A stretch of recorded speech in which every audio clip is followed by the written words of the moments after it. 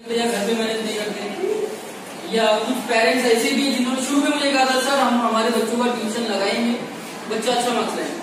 Tuition लगाने का ये मतलब नहीं है कि आपकी जिम्मेदारी वहां पर जीरो हो गई या खत्म हो गई, कुछ भी नहीं। ट्यूशन से मुराद बच्चे जो स्कूल में पढ़ते हैं वही वो लोग वहां पर रिविजन करवाते हैं या होमवर्क करवाते हैं या कुछ और।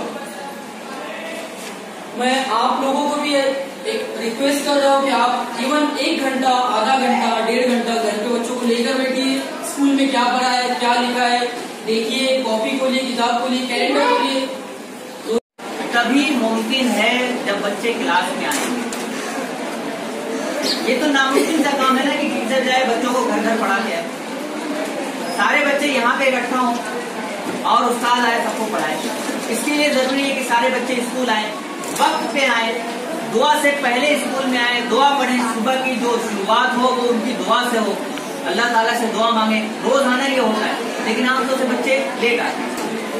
तो वो चीजें पहले मैं खुद अमल में लाता हूँ और फिर कोशिश करता हूँ कि बच्चों को कहूँ, और अल्हम्दुलिल्लाह मैंने उसका नतीजा भी खातिर ख्वाह देखा, उसका नतीजा मुझको अच्छा मिला और मिल रहा है। तो आप लोग भी इस पर अमल करें इंशाअल्लाह। उसकी पाबंदी का ये ख्याल आप रखें खुद, तो बच्चा आपको देखकर सीखेगा कि हाँ मुझे भी बराबर उठती है तो अपने बोल सकती है। कभी कभी ऐसा होता है कि बच्चे पलट के बोलते थे तुम कितने बजे उठते हो, तुम खुद तो लेट उठते, मैं बिना नाश्ता करे जाता हूँ। मेरे को कभी उठाए खुद सुबह, बोले कुछ बेटा स्कूल जाने का, नमाज जाने का उठाए।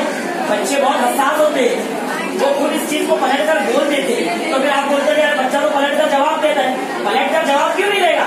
क्योंकि आपने उसके लिए रास्ते कहाँ निकाले। सारी चीज आ गया, लेकिन ये सोचना आपको करना पड़ेगा, उसके लिए अलग से क्यों, इसलिए से आप लोग अब तक कहाँ थे, आपको पहले कमजोर दूर करनी चाहिए था। हर बच्चे का ध्यान अलग होता है, उसकी मेहनत होती है। ये नहीं किया होगा, नहीं पढ़ा होगा, नहीं सीखा होगा, आपने तवज्जो नहीं किया होगा, या फिर ये तवज्जो से पढ़ा नहीं होगा। मैं देख रहा हूँ उसको जानता हूँ, आपसे ज्यादा बताऊंगा क्या बच्चे की तरह, आपसे ज्यादा मैं आपके बच्चे